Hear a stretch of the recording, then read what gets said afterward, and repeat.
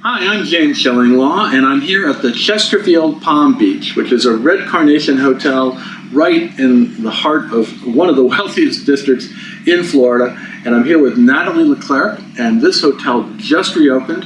We wanted to find out about that, but also all about the hotel itself, which is a marvelous property where your clients can come and be well kept after. And we're going to find out about that and more on Insider Travel Report. Now, Natalie, first of all, the big question, of course, is what it's been like to open or reopen a hotel during this period. Yeah, so thank you for having me. Thank you for having us. It's been great. I'm delighted that you were able to come and stay with us. So, first of all, we've been following all the coronavirus developments, and the safety of our guests and employees is our top priority. So I think we're still, like any time, ensuring that everything's in place, and then also have the attitude of adapting and evolving, because the situation will continue to change.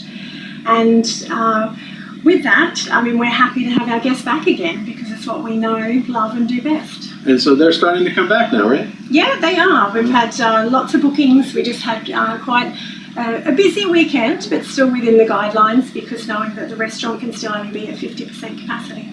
Yeah, well, the things will change, I'm sure. And then the bar, most important, the Leopard Bar, which, I can't believe the Leopard Bar is at 50% capacity. It could do much better. And in fact, I think the other night it was at that 50%, right? Yeah, we definitely continue to keep the drinks and the music flowing. Now, tell us a little bit about the history of this this hotel. It's actually a landmark building, right? And I don't know when it became a hotel, but tell us a little bit about that.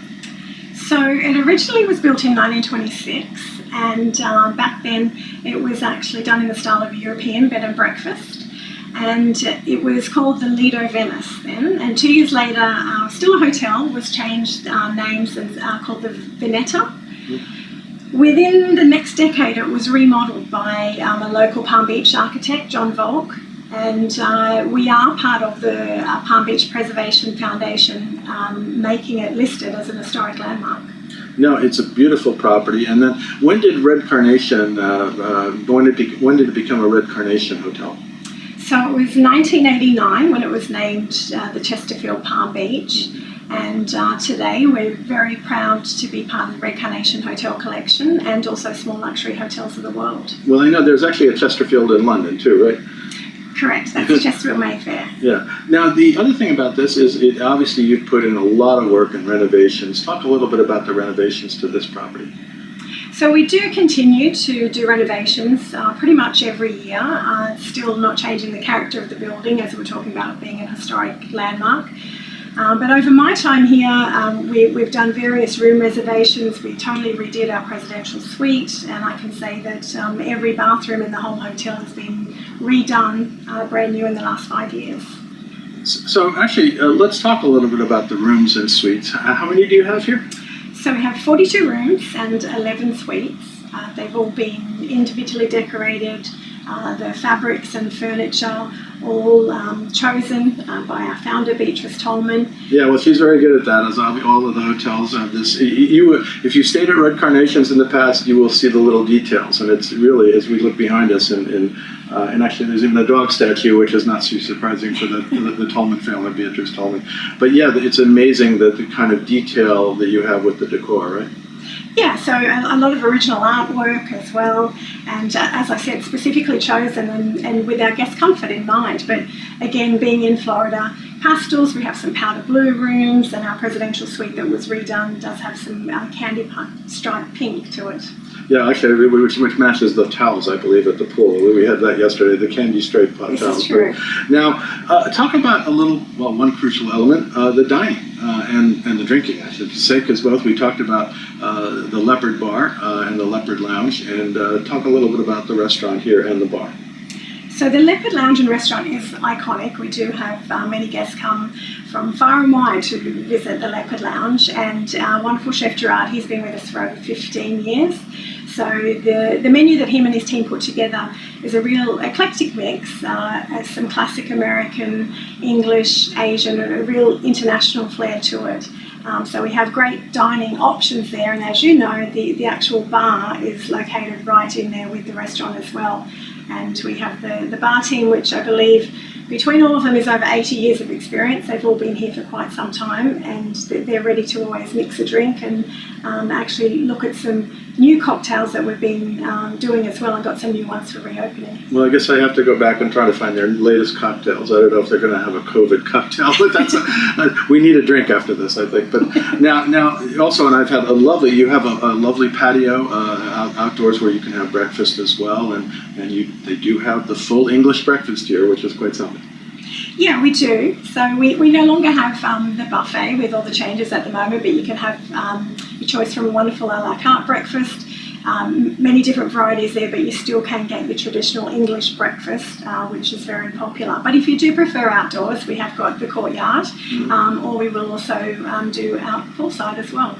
And actually, I want to add this here because we're going to talk about it a little later, but we're in the library, in case you haven't figured out, and this is where you have the traditional English afternoon tea, right?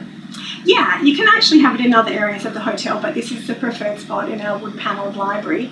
And as I was saying to you before, it is a real experience. You can't have lunch beforehand. You do need to be hungry, and you won't leave hungry with having that experience. Well, I've had English afternoon tea at a number of Red Carnation hotels around the world, and it was an amazing experience. And it's nice to see this, here. It's just a sort of a little bit of England transported to Palm Beach, right? Yeah, it definitely is, and that's what many of our guests say, and they love that. And we've really become known on the island for our traditional English afternoon tea because there's nowhere like it. Let's talk about some of the other facilities in the hotel. We've mentioned there is a pool, right? Yeah, we do have a pool. It's actually a lovely secluded area, and most people when they first see it just love to say that it really feels like it's away from the world, which it is because it's out in our beautiful garden area. No, it's a beautiful location and kind of your private pool. And then you have other facilities. I know you don't have a spa, but you can order up a massage, right? Yeah, we can do that. So our concierges can get you just about anything, and you can have a massage, the therapist coming directly to your room. They'll also make any restaurant reservations you like, tickets to museums. You can even have a personal shopper down on Worth Avenue.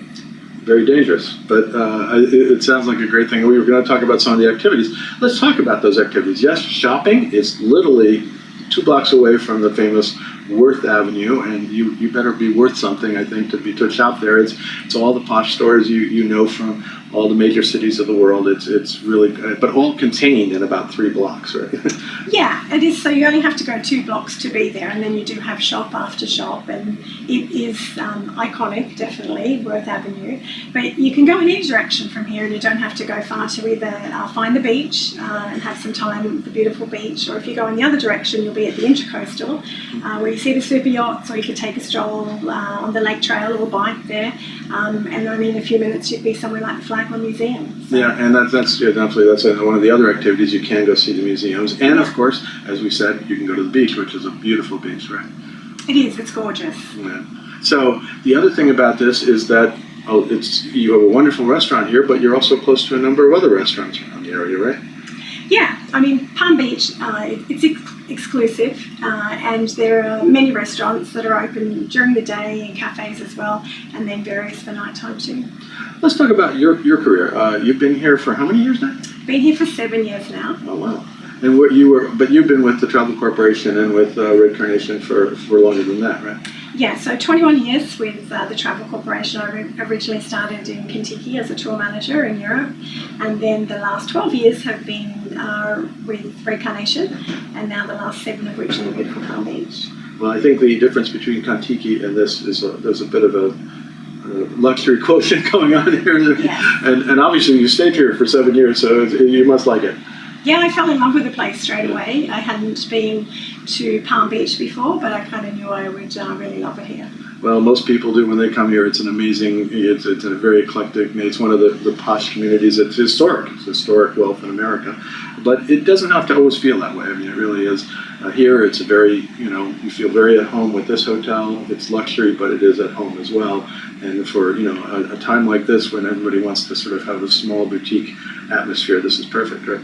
Yeah, it is, and I think that is really what we do well, because we're so keen to have all our guests back again and have them feel, as they always say, like they're at the Chesterfield, which is their home away from home. Now, I understand with the reopening, you also have some special offers trying to bring back guests.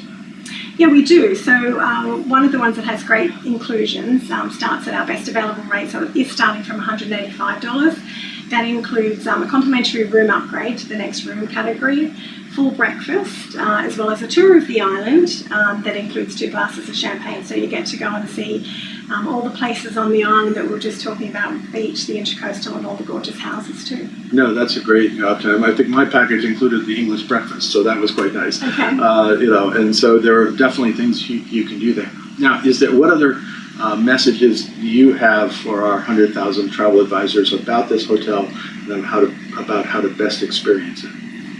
So I think, with everyone returning, and as we said before, there is definitely demand for that. We can arrange anything for you. We're just keen and excited to have everyone back again and be able to organise whatever you would like, whether that's right here within the hotel. There's a lot to do right here, and we do have guests that at the moment don't want to go far, or if you want to go a bit further afield, we're able to organise that as well. Well, I'm perfectly happy just staying here in the library, so I'm good with this. Natalie, thank you very much for taking the time during this kind of strange period where we're emerging from COVID, and a lot of people are reopening hotels, especially down here in Florida and elsewhere in the world, really enjoying this little bit of England. And I know your hotels, the Red Carnation hotels in London, and really have stayed most of them. And this is just recalls that to a T. It's just an amazing stay. Thank you. Thanks for having me. I'm James Shillinglaw, and this is Insider Travel Report.